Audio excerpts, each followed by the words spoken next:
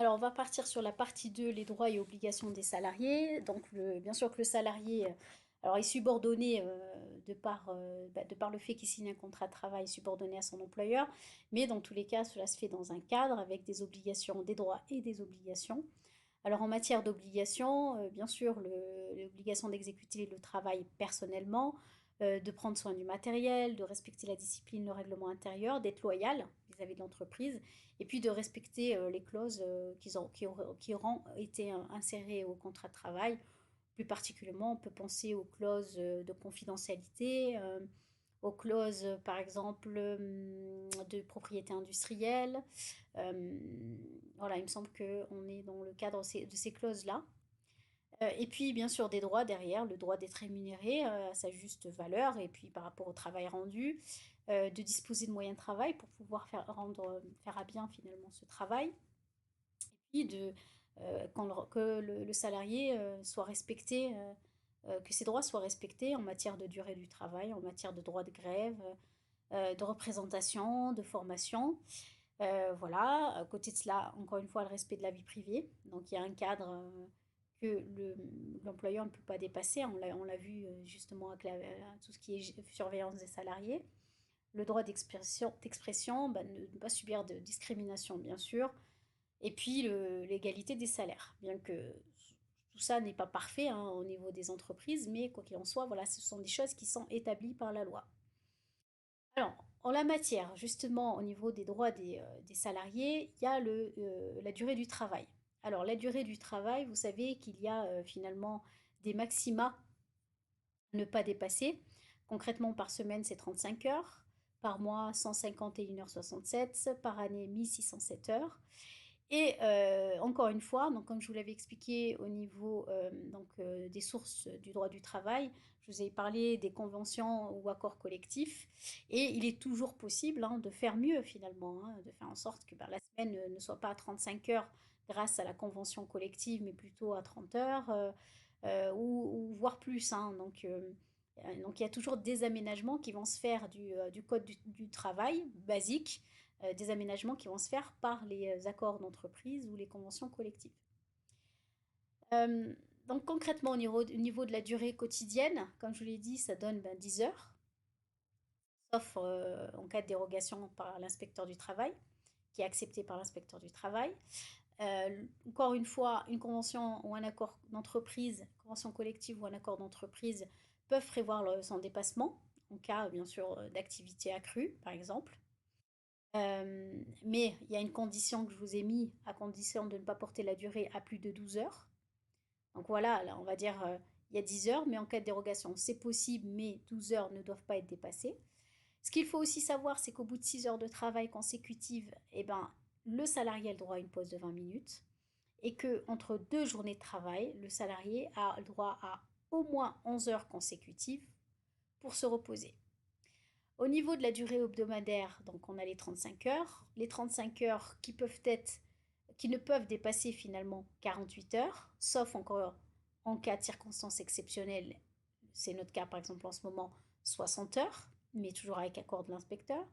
Et puis sur on va dire une période de 12 semaines consécutives, si on fait la moyenne des heures finalement, celles-ci ne doivent pas dépasser 44 heures.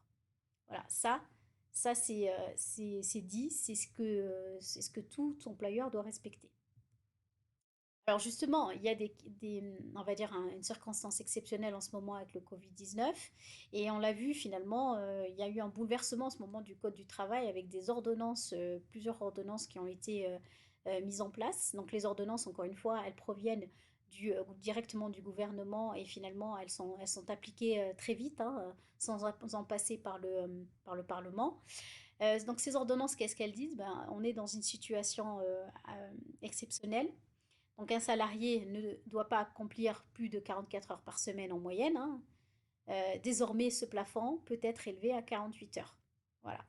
Donc sur 12 semaines consécutives, on était à 44 heures en moyenne. Maintenant, on peut les dépasser. Et puis, au cours d'une même semaine, il sera possible d'employer une main-d'œuvre plus de 60 heures au maximum. Voilà, donc ça c'est vraiment pour faire face à la situation, pour faire face à des situations d'entreprise qui peut-être en ce moment ont besoin de travailler davantage, mais encore une fois, toutes les entreprises hein, ne peuvent pas appliquer ces quotas-là. Ça dépendra finalement vraiment de la situation de l'entreprise en ce moment. Mais voilà, quoi qu'il en soit, c'est pour vous expliquer que le code du travail, là en ce moment, le droit du travail est quand même pas mal chamboulé par ce qui se passe. Ensuite, alors, s'il y a dépassement, donc les heures supplémentaires, vous le savez qu'elles sont majorées. Alors que dit le Code du travail? Il dit majoration de 10% s'il y a un accord d'entreprise. Si par exemple l'employeur dit, moi, mes heures supplémentaires, il y a eu discussion avec les délégués syndicaux, il y a un accord d'entreprise, donc ça peut être 10%, mais jamais en deçà. Et s'il n'y a pas eu d'accord d'entreprise, à ce moment-là, on applique ce que dit simplement la loi. Et la loi, qu'est-ce qu'elle dit? Elle dit que les 8 premières heures supplémentaires sont majorables à 25%, c'est-à-dire après 35 heures, 25%. Et au-delà des 8 premières heures supplémentaires, le reste est majoré à 50%. Donc ça, c'est basiquement ce que dit le Code du travail. Mais encore une fois, comme je vous l'expliquais, le principe de faveur a eu des évolutions. Donc l'accord d'entreprise maintenant peut déroger au principe de faveur. Et dans ce cas-là, c'est le cas. Donc ça veut dire que si un employeur ne veut pas respecter ce que dit concrètement le Code du travail, il peut amener à la baisse le taux de majoration sans toutefois ne pas aller en deçà de 10%. Ensuite, au niveau des repos et congés, partie 4, donc là, les repos et congés, qu'est-ce que dit le Code du travail?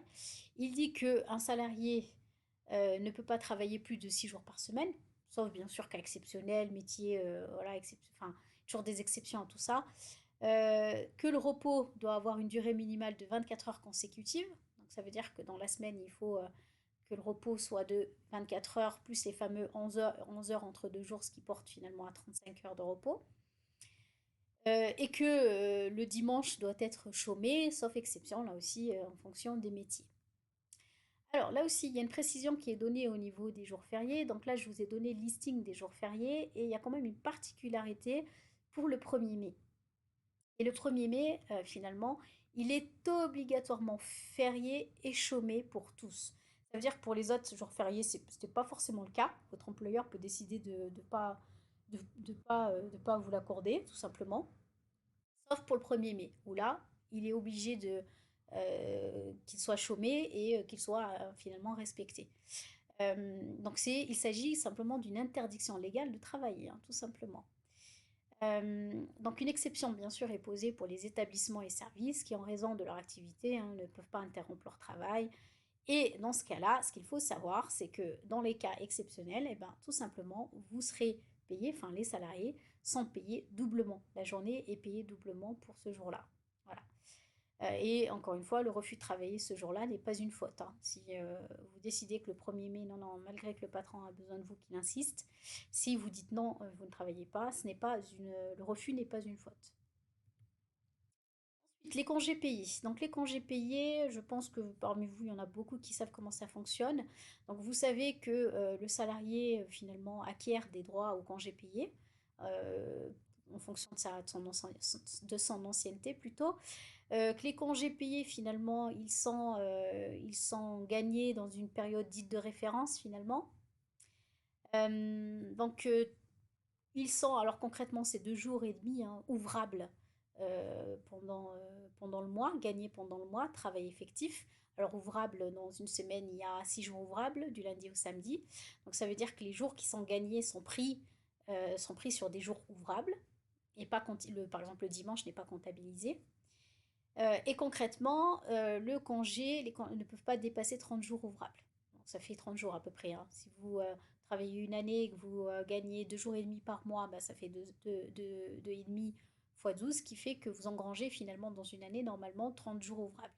Tout en sachant que l'accord d'entreprise ou la convention collective peut décider de beaucoup mieux, hein. Donc ça, c'est le plancher, on va dire, donné par le Code du travail.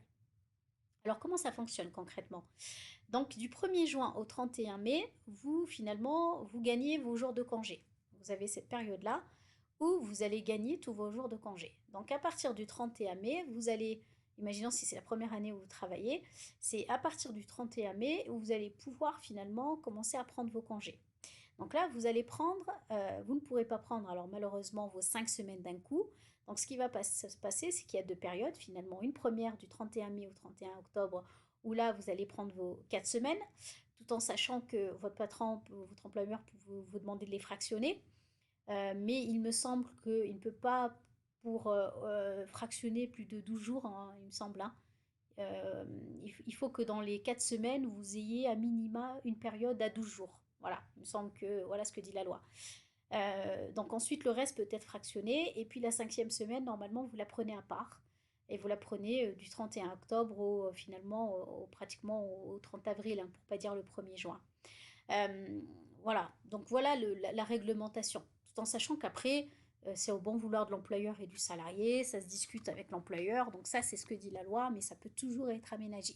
De même que, imaginons si vous êtes sur la première année d'ancienneté, vous avez envie de partir en vacances et vous n'avez pas assez gagné de jours de congé, je pense que ça aussi, ça peut se discuter avec votre employeur pour que vous en preniez davantage et qu'ensuite il soit enfin, retiré par la suite. Donc je pense qu'il y a plusieurs possibilités. Mais bon, quoi qu'il en soit, voilà comment ça se passe. Donc une première période où vous voulez gagner, une deuxième période où vous prenez les 4 premières semaines, tout en sachant que là aussi, c'est pas forcément 4 semaines d'un coup, ça peut être fractionné, mais avec à minima une période à 12 jours. Et puis la cinquième semaine qui est prise sur la troisième période. Bon, voilà, j'espère que j'ai été claire, sinon posez-moi vos questions. Donc ça, je vous l'avais expliqué, hein, les congés ne dépensent pas, hein, doivent être obligatoirement être pris en continu. La durée du congé pris en une seule fois ne peut pas, ça je vous l'avais dit, ne peut pas excéder 24 jours ouvrables. Donc ça veut dire que vous êtes obligé en fait de prendre 4 semaines, puis plus tard la cinquième semaine. Ensuite, donc on passe à la formation professionnelle. Donc là, c'est aussi c'est un droit des salariés, le droit d'être formé. On passera directement sur la formation professionnelle continue. Et dans formation professionnelle continue, on entend finalement toutes sortes d'outils. Bon, là, c'est quand même une partie assez importante. Donc là, je vais passer à une autre vidéo.